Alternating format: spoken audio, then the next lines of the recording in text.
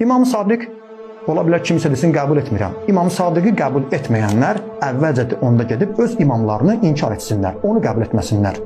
Əhl-i Sünnə alimlərindən İmam Hənəfi məzhəbinin banisi İmam Əbu Hənifə özü İmam Sadiq haqqında buyurur ki, mən ondan fəqih savadlı görmədim.